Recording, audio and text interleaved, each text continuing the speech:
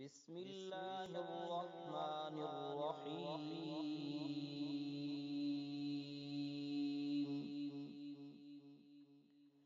الف لام میم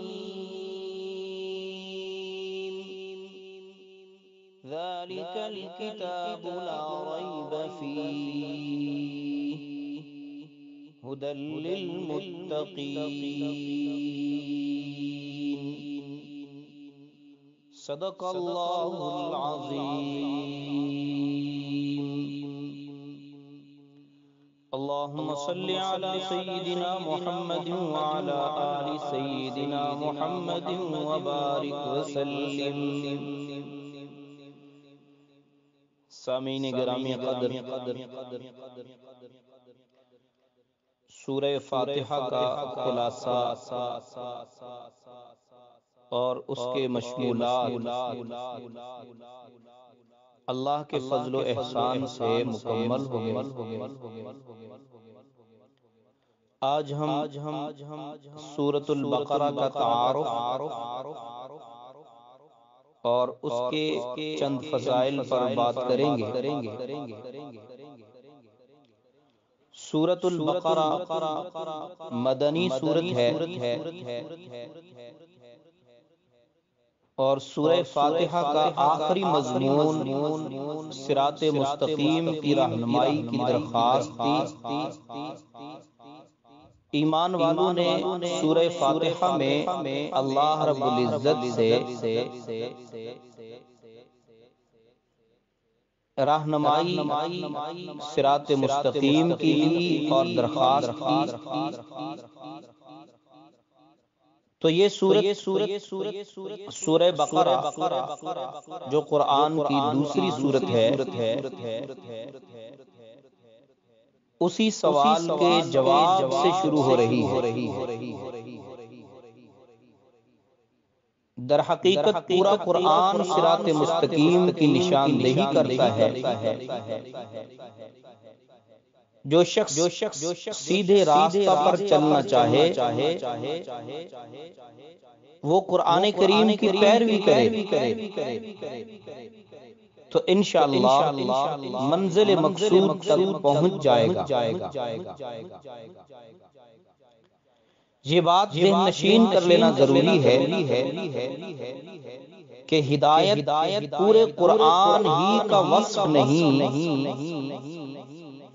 کہ بندہ مکمل قرآن جب تک نہ پڑھ لے اسے ہدایت نہیں ملتی، ایسی بات نہیں ہے، بلکہ اس کے اجزاء بھی ہدایت رکھتے ہیں۔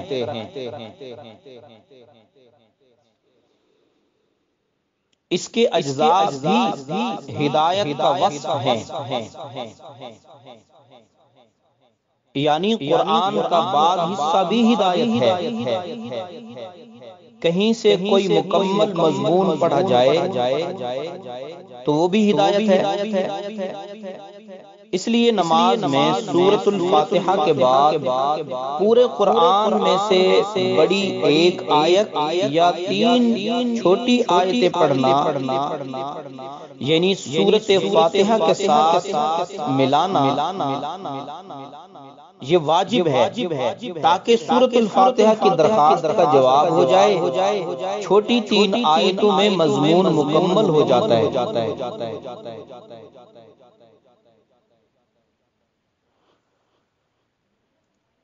زمانہ نزول سورت کا کہ یہ سورت کب نازل ہوئی، جس طرح میں نے عرض کیا کہ یہ سورت مدنی ہے، تو سورہ بقرہ قرآن کریم کی سب سے بڑی سورت ہے اور مدینہ منورہ میں ہجرت کے فوراً بعد اس کا نزول ہوا ہے، اور اس کا نزول 27 87 نمبر پر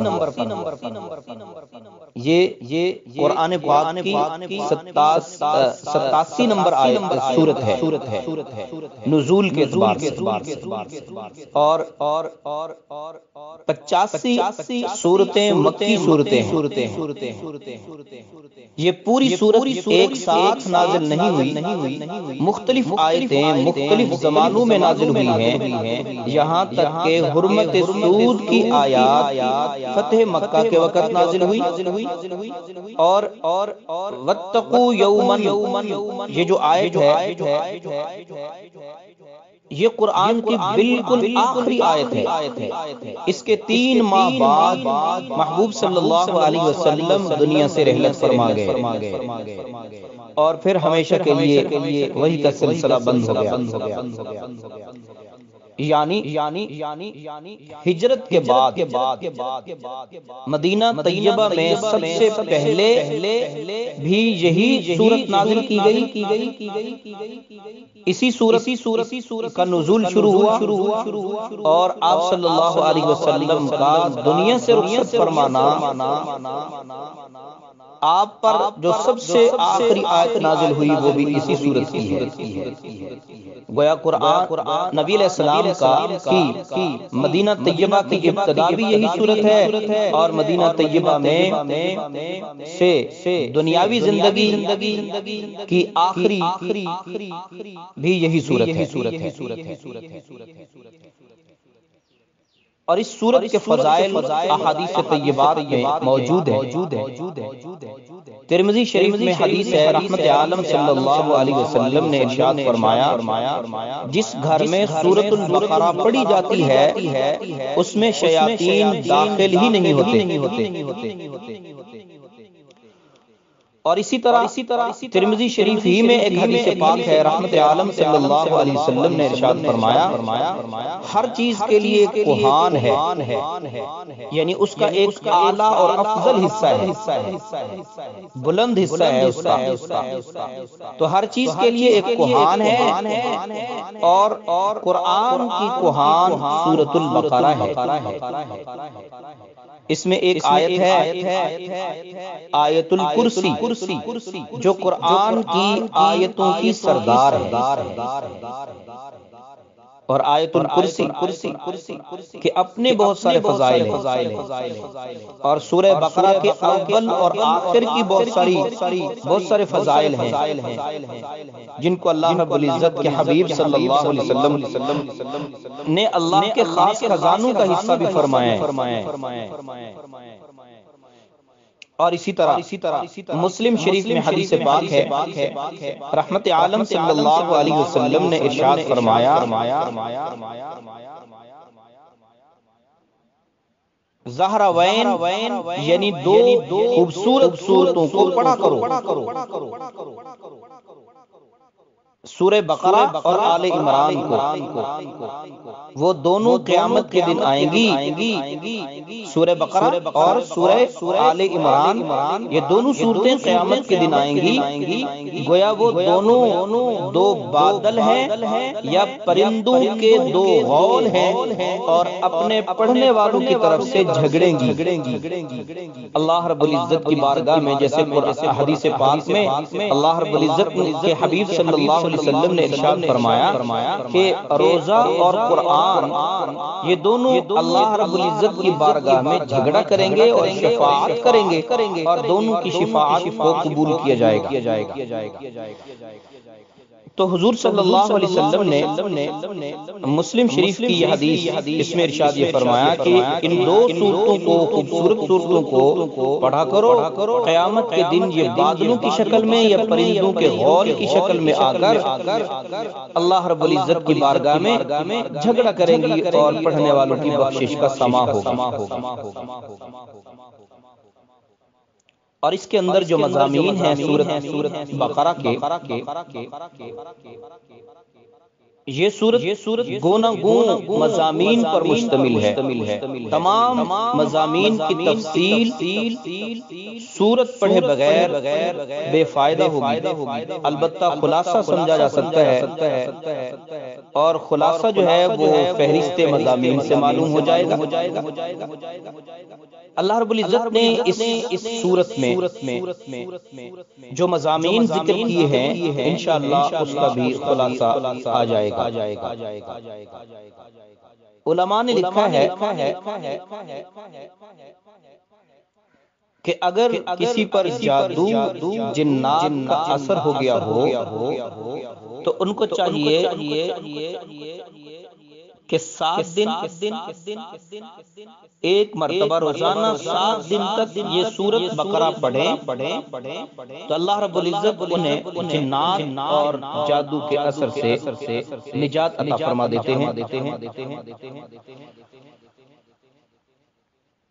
جادو اور جنات کے اثر سے مکمل نجات حاصل ہو جاتی ہے کہ بندہ، اور اس کا طریقہ کار یہ ہے کہ جس پر جادو ہو چکا ہے، اثرات ہیں، یا وہ پڑھ لیا کرے یا مکمل گھر کے افراد مل کر ایک وقت میں بیٹھ جائیں اور سبھی قرآن پاک اٹھا کر اس سورت کو تلاوت کریں تو اللہ رب العزت اس کی برکت سے بہت سارے جن و انس کے شرور سے محفوظ بھی فرما لیتے ہیں، مأمون بھی فرما لیتے ہیں، اور جادو اور جنات کے اثرات سے بھی اللہ رب العزت نجات عطا فرما دیتے ہیں، اور اس کی روحانی اور بحیثیت اللہ کے کلام اور قرآن کے اس کی اپنی ذاتی برکات بھی انسان کے لیے بہت کچھ نفع بخش ہو جاتی ہیں، جو ثابت ہوتی ہیں، جو انسان کی زندگی میں اسے کام آتی ہے۔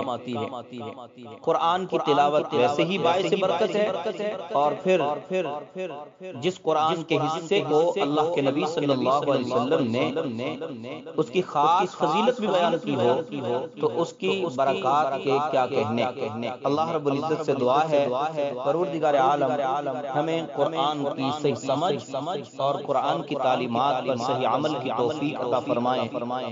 وآخر دعوانا ان الحمد للہ رب العالمین۔ دعا کر لیجئے الحمدللہ رب العالمین، والصلاة والسلام علی سید الرسل وخاتم الانبیاء والمرسلین، لا الہ الا اللہ الحلیم الکریم، سبحان اللہ رب العرش العظیم۔